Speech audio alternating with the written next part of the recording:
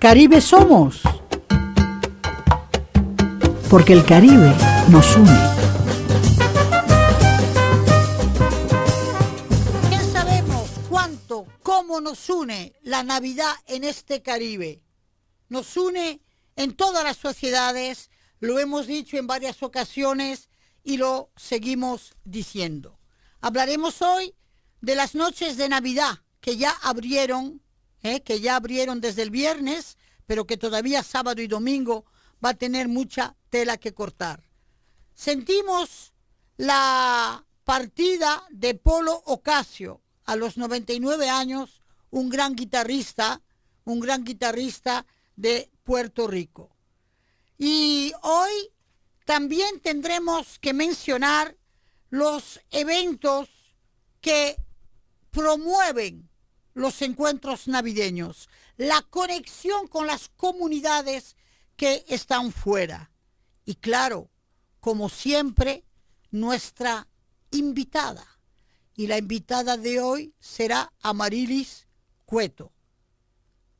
Y muchas lecturas que les vamos a aconsejar con y para esta Navidad. Pero además, voy a compartir con ustedes algunos truquitos muy sencillos que nos permiten abarcar la Navidad con el gusto delicatessen, no solo de chocolate, de muchas cosas extraordinarias. Con ustedes, Delia Blanco. Por el mar de las Antillas anda un barco de papel. Por el mar de las Antillas. Gustavo, tú sabes cuántos valores musicales tenemos en todas las Antillas, en todo el Caribe. Y hay una gran diversidad de géneros musicales que a veces nos perdemos la esencia de aquellos que parten y que tienen casi 70 años de carrera detrás. Tal es el caso de la leyenda de la guitarra de Puerto Rico, Polo Ocasio, conocido así como leyenda, pues durante 8 décadas él marcó la música puertorriqueña, y la marcó con todos los grupos, con todas las voces individuales. Entonces hay que decir que Puerto Rico se siente en su gran mayoría de luto por ese hombre que murió dejando 13 hijos, Polo Ocasio. En total, podríamos decir que tuvo vida con el conjunto típico Ladi. ¿Tú conociste ese conjunto típico Ladi de Puerto Rico? Entre tantas agrupaciones en las que él, ¿verdad?, marcó su tono con su guitarra, tanto para la plena, como para la salsa, como para las tonadas guajiras de todo Puerto Rico. Así que saludamos esa partida de Polo Ocasio. De Quisqueya al mundo. Bien, pues hoy de Quisqueya al mundo se honra de recibir una joven que está vivita y coleteando, llegando de la COP27 del Cairo. ¿Pero qué es eso? La COP27 es la Conferencia de las Partes, una reunión en la que muchas personas se reúnen para tomar decisiones sobre el cambio climático y hablar sobre este tema. Bien, pero ven acá, Sofía. Ese tema como tan serio, como tan de adultos que no encuentran soluciones. ¿Qué hiciste tú ahí? Dime a ver. Yo fui a la COP27 a representar a los niños y niñas dominicanos y latinoamericanos. Fui a llevar las ideas y preocupaciones que los niños tienen aquí sobre cómo el cambio climático afecta a nuestros hogares. Cómo el cambio climático afecta a nuestros hogares. Dame un ejemplo. Por ejemplo, la vaguada que hubo en el mes de noviembre, que arruinó muchas escuelas, muchas casas y también acabó con la vida de muchas personas y animales. Ese es uno de los ejemplos de cómo el cambio climático afecta a nuestro país. Bien. Y en cuanto a ese tema, ¿Tú has desarrollado esas cosas con otros interlocutores de tu generación y de otros países de América Latina? ¿Has estado en talleres? Antes de ir a la COP estuve en un taller con diferentes chicos y chicas dominicanos en el cual aprendí mucho sobre este tema y en el cual también fue donde recolecté todas sus ideas y preocupaciones, y pues ya en la COVID-17 estuve con otros 6 niños de diferentes partes del mundo para representar a todos los niños del mundo en esta conferencia. Estuviste con 6 niños. ¿Y cuál era tu función con esos 6 niños? ¿Qué tú hacías con ellos? Íbamos a diferentes reuniones y actividades con diferentes CEOs de asociaciones que trabajan para los niños, como UNICEF y Save the Children, y allí hablábamos y conversábamos con ellos. Entonces, ¿tú eras como la monitora? ¿O estabas integrada a ellos? Estoy trabajando con ellos. Sí. Trabajando con ellos. ¿Dices estoy porque eso sigue? Es decir, ¿has mantenido conexiones desde que estuviste en la reunión? Sí. Entonces, todavía hago trabajo sobre el cambio climático y también tengo contacto con ellos. Sí. Entonces, ¿qué edad tienes, Sofía? Dime a ver. Tengo 13 años. 13 años. Entonces, ¿tú crees que después de esa experiencia en el Cairo, eso fortaleció tu conciencia ecológica y ambiental? Sí, claro que sí, ya que ahí se encontraron muchos personas que saben muchísimo sobre expertos que saben muchísimo sobre este tema, y pues pude aprender mucho de ello y mucho sobre qué es el cambio climático y profundizar un poco más en este tema. Bien. ¿Y cómo fue tu conexión? Tu conexión para llegar ahí, que fueras cooptada o seleccionada, al fin y al cabo, para representar a América Latina desde tu generación, ¿verdad? ¿Cómo fue el proceso? El campeón de la COP27 vino a la República Dominicana y yo pues entonces tuve la oportunidad de entrevistarlo para mi programa Notichicos. Ay, sí, porque ella es facilitadora y animadora y conductora también de televisión, ¿eh? Sí. Entonces, de Notichicos. Entonces le hice una entrevista y allí él tuvo conocimiento sobre el programa y en el cual habló sobre el cambio climático, el medio ambiente. Entonces él decidió que era importante que los niños y los jóvenes participaran en esta conferencia, entonces decidió invitarme. Bien, ¿y cómo fue la sinergia de tú como adolescente con el mundo adulto? Pues todos los adultos con los que hablé me escuchaban y escuchaban mis ideas. Oye, la escuchaban y escuchaban sus ideas, eso es casi un milagro. Y estaban muy interesados con todo lo que decían, entonces me llevé muy bien con todos allí. Es decir, que hubo un encuentro generacional interesante. Sí. Por una misma preocupación. Sí. ¿Verdad? Que yo siempre digo, donde hay conciencia no hay niños, viejos y jóvenes. Hay gente. Y un niño desde chiquito es gente, ¿verdad? Sí. Lo que ustedes no saben es que ella, Sofía, es una alumna del Liceo Francés, y a mí, claro, como francófila me honra poderlo decir. En tu educación escolar, Sofía, ¿el tema está presente? Sí, en mi colegio el tema del medio ambiente y el cambio climático es algo muy importante. Incluso tenemos los ecodelegués, que son presidentes no de la clase, sino presidentes que se encargan en que nuestro colegio sea más ecoamigable, dando iniciativas para ayudar al medio ambiente. Entonces, mi colegio siempre se ha preocupado mucho por este tema. Qué bien. Ecodelegué, delegados de la ecología. Sí. Les ecoló. Uh-huh. Bien. Entonces, si yo te preguntara, ¿cuál es la palabra más bonita cuál es la palabra que tú crees que es la más eficiente, la más bonita para defender el medio ambiente? Una palabra o un verbo. Concientizar. Très bien, muy bien. Conciencia, concientizar. Perfecto. Y tú estabas en el Cairo, quieras o no. Entonces, obligatoriamente has hecho un viaje. ¿Y qué impacto te dio el Cairo? Pues fue mi primera vez yendo a un continente diferente, además del continente americano, y conocer este hermoso país fue realmente una experiencia muy chula. Y ¿Porque conocer, visitaste Egipto un poco? Sí. Oh, la. Y conocer las pirámides y los museos y Oye, toda, eso yo tuve que esperar 38 años para ir a las pirámides.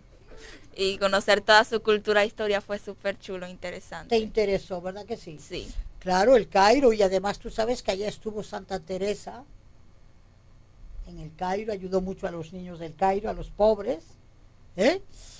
Y, y hay movimientos de solidaridad muy bellos. Además, Egipto es una de las civilizaciones fundamentales también. En los encuentros que has tenido, ¿la lengua francesa te sirvió?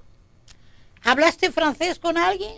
en ningún momento hablé francés con nadie, pero fui a los pabellones de la francofonía y de Francia, en el cual escuché a las personas hablando francés y dando sus discursos.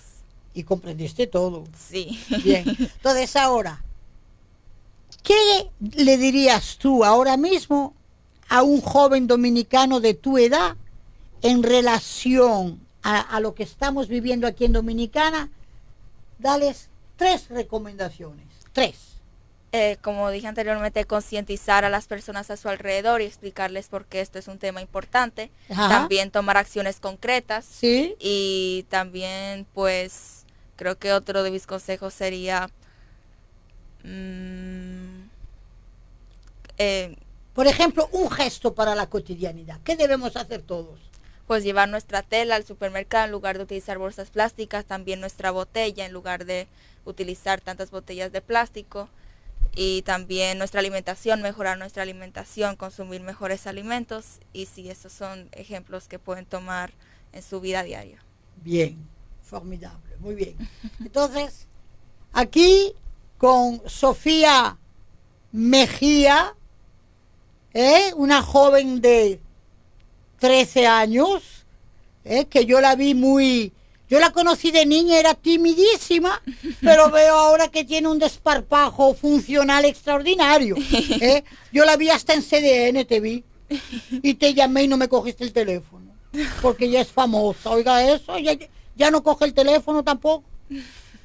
Bien, muchísimas gracias, Sofía. Gracias a ti. Ha sido una honra y mucho cariño por recibirte. Igual, muchas gracias por la invitación. ¿Cómo no?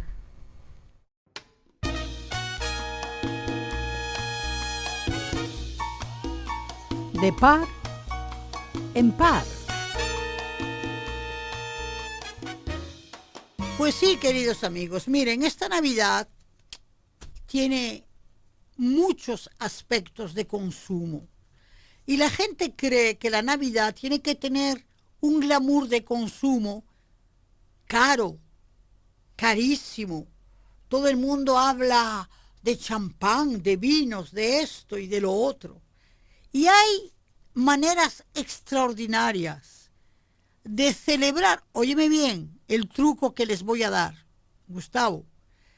Tú sabes que una Navidad se puede celebrar con una sidra bien fría. Y que tú puedes hacer unas copitas de sidra, ¿ok? Tirándole adentro una aceitunita y un bastoncito de palo de caña brava, de caña dulce, perdón. Y eso le da un toque de sabor con un polvito, unos polvitos de canela. Fíjense bien, sidra. Entre 150 y 300 pesos aparece una sidra, bien frita, refrescante. ¿Por qué digo esto? Porque la gente se cree que si no hay Navidad sin exceso de gasto. No.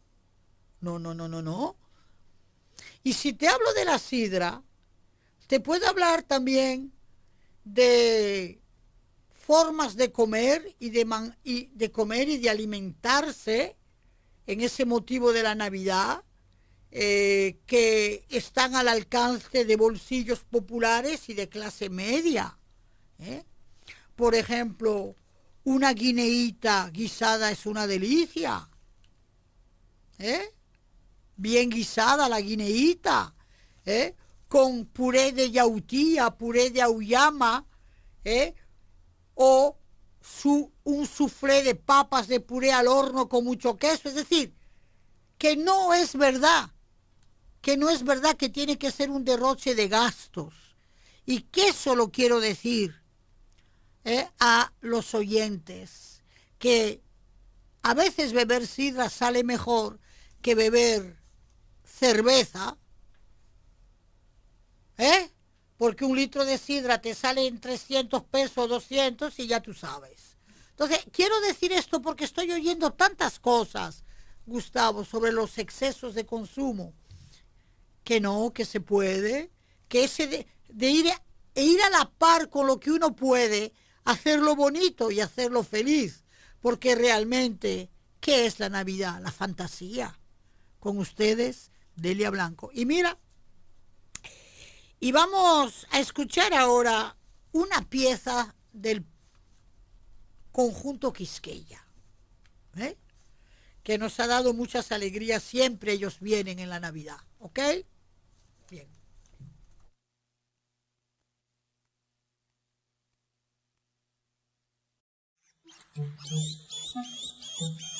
Ventana abierta. Señores, estamos completamente en Navidad a nivel musical hasta el 18 de este mes. No podemos dejar de lado que el Ministerio de Cultura ha popularizado la música en esta Navidad en la Plaza de la Cultura Juan Pablo Duarte, con el lema y con el tema Noches de Navidad. Esto ya arrancó ayer viernes, y serán las noches completamente gratuitas, con, óyeme, una cartelera increíble. El conjunto Quisqueya, Miriam Cruz, los Rosario, los Chiquitos Timbal, Pavel Núñez, Toque Profundo. Óyeme eso, hace mucho que yo no escuchaba a Toque Profundo. De tal manera que el sábado 10, los que quieren bailar bailón, es decir, nuestro sábado que es hoy, operó el grupo Bonje en la noche caribeña, los Bonje, y entonces también el domingo, el 11, el conjunto de la emblemática agrupación, el conjunto Quisqueya. Tendremos balada tropical, balada y trópico el 18, con Pavel Núñez, los hermanos Rosario. Entonces, es importante que las familias, ¿verdad?, se organicen, porque son conciertos gratuitos, que valen la pena. El día 16 están los Chiquitos Timbán y está Diomari La Mala. Pero déjeme decirle, el domingo 11, qué paquetón, porque también está la Cruz ahí, la Miriam Cruz. ¿Ok? Así que disfruten con la música de Noches de Navidad, que ya abrió a partir de ayer.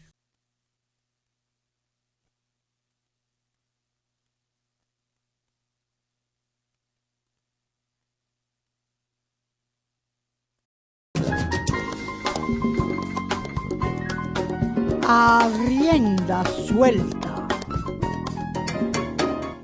Bien, siempre aquí en Radio Funglode, la radio de la proximidad, y en mi programa que es el tuyo, Caribe Somos, recibimos hoy a Amarilis del Carmen Cueto Cabrera, petromacorizana. Sí. ¿Y hasta cuántos años viviste en San Pedro de Macorís? Ningún año.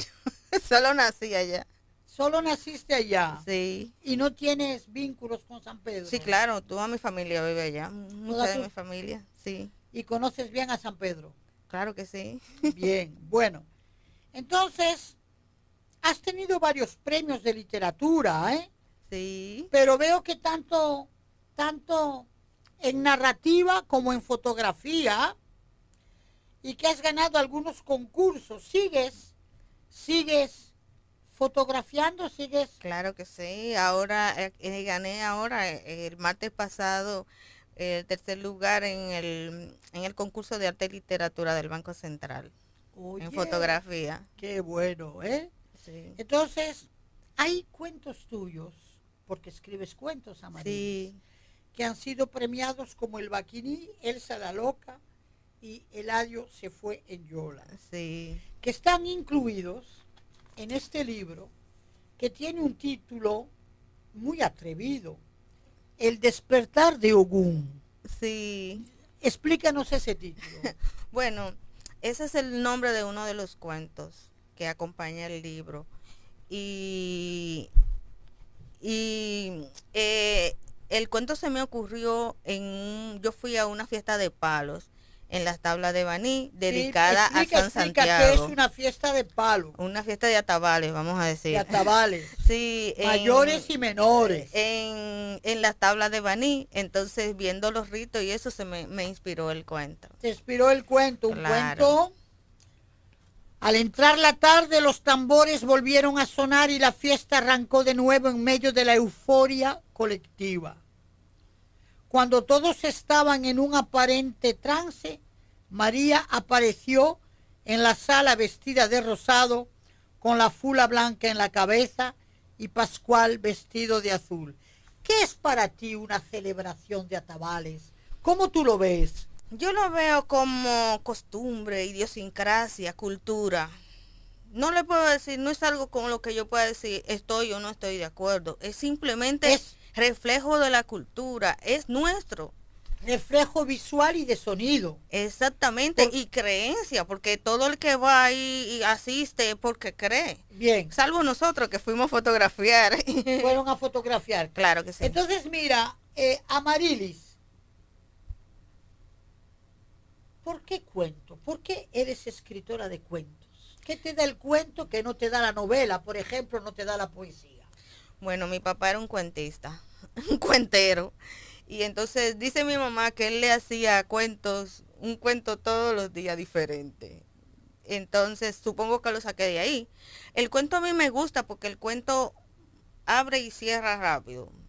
En introducción, nudo, desenlace. Y yo veo situaciones y las situaciones yo las puedo reflejar rápidamente en un cuento si me inspira, claro. Es decir, te da la rapidez del desenvolvimiento en la historia. Exactamente. Todavía no he incursionado en novela, aunque en poesía sí, pero en ciernes, comenzando. Pero el cuento para mí es maravilloso porque te ofrece tanto. Yo, por ejemplo, escribo cuentos de todas las situaciones que me impactan en la sociedad, de los desaparecidos, de cualquier cosa que yo vea que tiene un impacto en la sociedad, de la pandemia, de mi mamá me hace historias y yo la convierto en cuentos, de los mitos que había en el tiempo que ella era pequeña, para que eso no se pierda, ¿ves? Sí. ¿Y tu mamá sí es petromacorizana? Es del Ceibo. Ella es del Ceibo, es decir, que Sí. es de esa zona del este. Ajá. Entonces, mira, uno escribe, tú escribes, pero me imagino que también eres lectora. Sí, claro. Es Y- imprescindible. Ajá, dime a ver, ¿qué importancia tiene leer para un escritor? La lectura es imprescindible porque te da herramientas, te da el know-how. ¿Cómo tú puedes plasmar si tú no conoces las diferentes formas de escribir de los escritores famosos? Tú tienes que emularlo en determinadas ocasiones y leer mucho para conocer, tener cultura, una cultura que te permita poder escribir claro y que la gente entienda. ¿Para ti leer despertó el amor a la lengua o la curiosidad del mundo? Las dos cosas, el amor a la lengua y la curiosidad del mundo. Yo comencé pequeña, como de 9 años, con una profesora que se llamaba Sor Fausta, una española, que me introdujo en la lectura y desde ahí no he parado. Bien. Si tuviera yo que preguntarle a Marilis de manera directa, ¿cuál es el escritor de historias cortas o de cuentos que te ha impactado más? Dos fundamentales. Para ti, Internacional, Gabriel García Márquez, en sus cuentos. escribe cuentos también. Claro. y también a Armonía Somers, una escritora, una cuentista fantástica. ¿De qué país? Ella es argentina. Y Gabriel García Márquez, por supuesto. Y de aquí Juan Bosch, por supuesto. Bien. Ese, por supuesto. ¿Tú hablas de Gabriel García Márquez como escritor de una narrativa novelística o has conocido sus cuentos? Claro que conozco sus cuentos. Mencióname uno que te haya impactado. Uno que me haya impactado. Ahora me vienen a la cabeza solo las novelas, los libros, los cuentos largos, pero La Cándida Heréndira y su abuela la desalmada podría ser uno que me impactó. Pero eso no es cuento. ¿Es un cuento? La Cándida Heréndira. Es un cuento largo, pero... Es un cuento. Yeah. O una novela corta. Una novela corta, vamos a decir. Bueno. Ya. ¿Y Ojos de Perro no lo has leído? Sí, claro, Ojos de Perro Azul. Sí. Eso fue de lo primero que yo leí de Gabriel García Márquez, que gracias a Dios he leído todo, casi todo, vamos a decir que casi todo, y todo me ha impactado. O sea, el realismo mágico yo considero que tiene una gran influencia dentro de la forma como yo escribo, porque no solamente me ha impactado a mí, supongo que también ha impactado a mucha gente en el mundo. Sí. Entonces Amarilis Cueto tiene también otros relatos que los ha unificado editorialmente en Potos y otros relatos, que es tu libro más reciente, Sí. que ha sido acogido con muchísima generosidad intelectual por José Alcántara Almanza. De manera que la memoria juega en este muestruario de relatos un papel decisivo porque la autora, en un ejercicio lúdico y descriptivo de situaciones y hechos, a veces con un dejo de nostalgia y conmiseración por los seres frágiles e indefensos como ocurre en Chianita, busca en las raíces de sus recuerdos un arsenal de experiencias humanas que nos tocan hondamente. Una cosa bien dicha y bien expresada por el señor Alcántara Almanzar, que es uno de nuestros, digamos, jueces de la buena literatura. Y Premio Nacional de Literatura y también. Premio Nacional, de los más agudos. Y justamente Chianita, háblanos de Chianita. Chianita era hermanita de mi mamá. Y ese cuento es como ella murió y eso. Ya, Ujú. ya.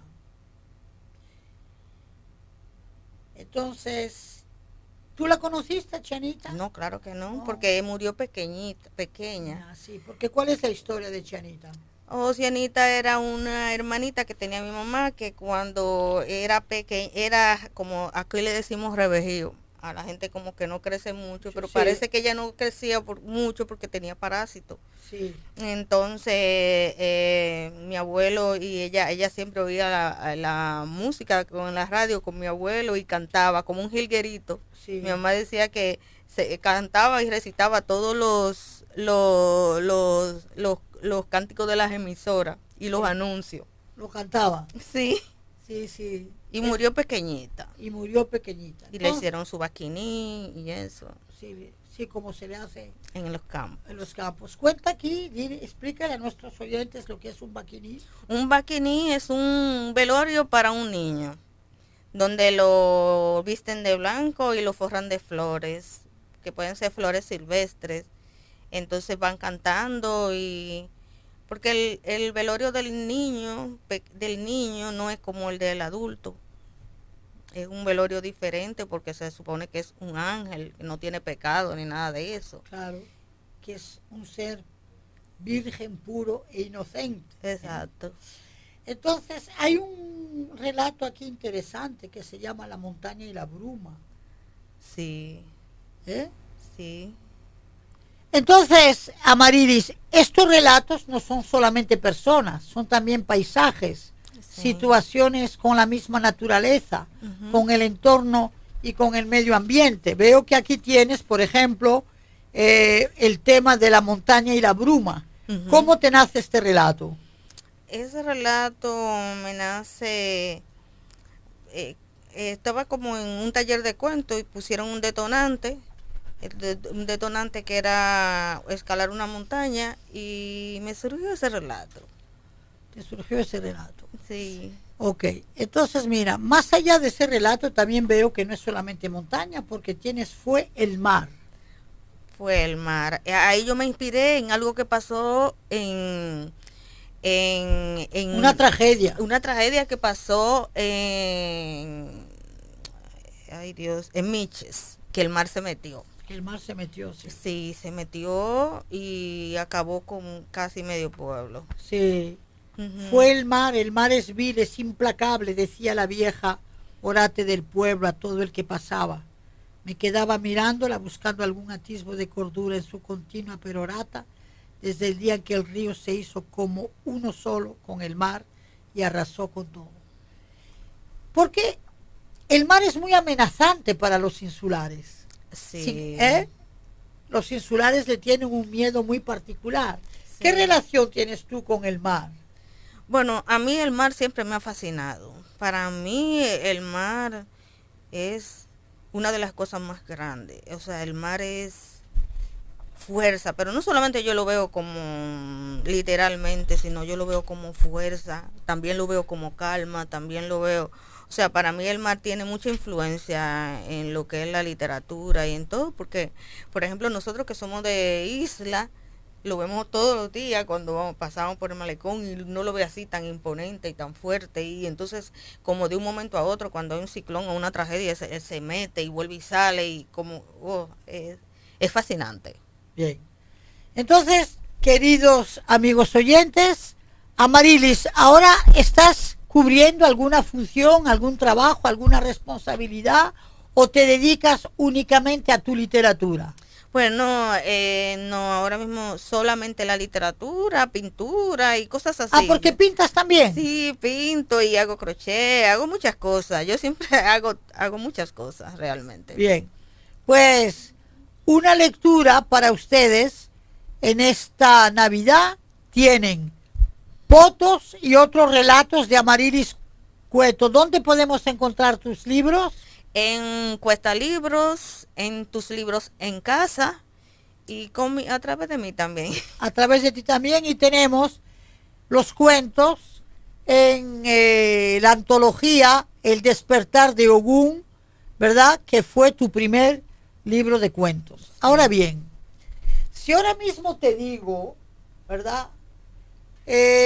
¿Cómo tú sientes en qué está la literatura dominicana? Bueno, a raíz de la pandemia yo siento que cogió mucho auge, porque mucha gente tuvo mucho tiempo para producir, para tomar cursos, para prepararse, para sacar de adentro. Entonces, una de las cosas que yo considero que tuvo ese encierro fue eso. La gente tuvo que sacar de sí muchas cosas y lo hizo a través de la literatura. De hecho, todos los días yo veo publicaciones nuevas, poesía, cuento, novela, o sea, eso fue parte de lo positivo que nos quedó de la pandemia. Que los escritores han escrito y mucho. Y mucho, exactamente. Muy bien.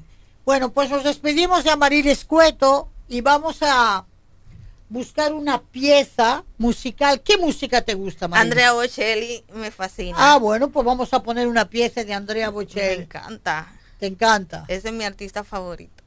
Cantante. Sí. Ok. Francofonía de las Américas. Francophonie des Amériques.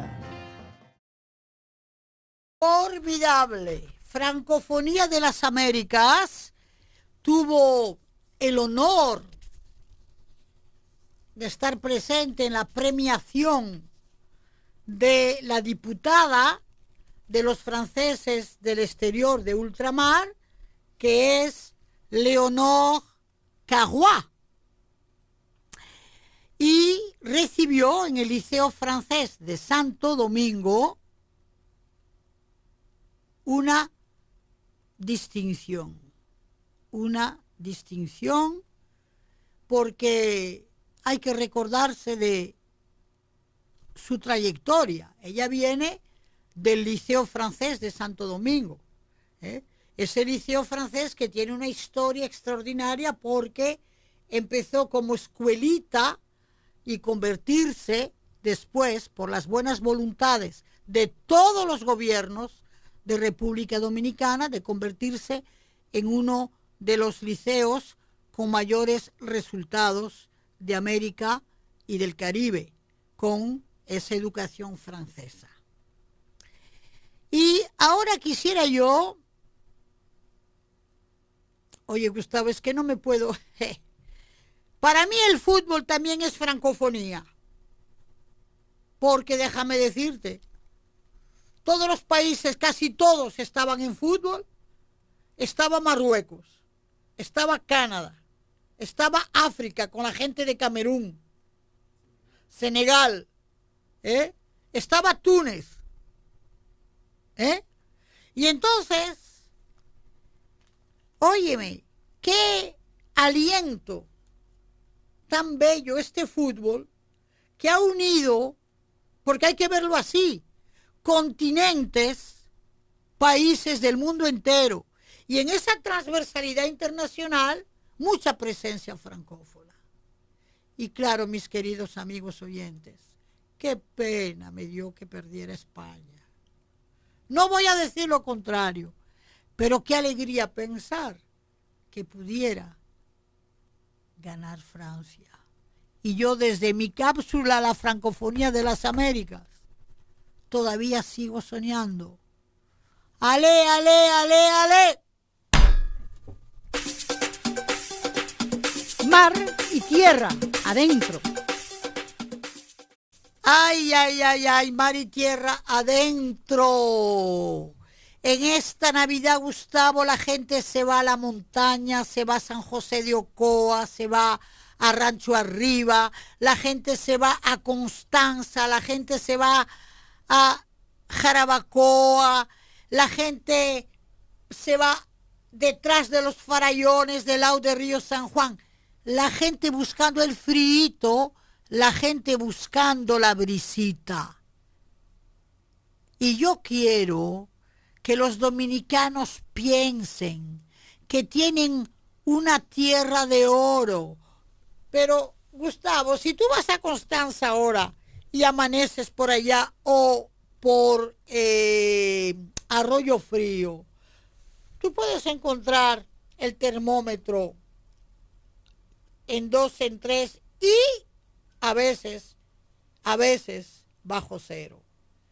Óyeme, pero si tú vas a Rancho Arriba, si tú te metes por Quisqueya Verde, por las montañas, y te gusta caminar de madrugada, yo quiero que tú veas lo que es el rocío sobre esos helechos tropicales inmensos que parecen árboles y sobre esos pinos. ¿Cómo amanece el trópico bajo la escarcha del frío? ¿Ok? Entonces, pues sí, tierra adentro, montaña adentro. Suban a Jarabacoa, compren sus costillitas de cerdo en Jarabacoa. Vayan a Rancho Arriba, a San José, a Sajoma, y sientan lo que es este país. Es decir, una variación de tópicos climáticos únicos y exclusivos de todo el Caribe. Es que no hay otro país con tanto contraste y con tantas variaciones climáticas. Y no solamente la montaña lejana, tú puedes ir a esa montaña que está por los lados de Oye, la presa de Valdivia, tú puedes subir para allá por Yaguate arriba, por todos esos cerros y vas a sentir ese invierno tropical. No te lo pierdas. Tienes un país de tierra adentro.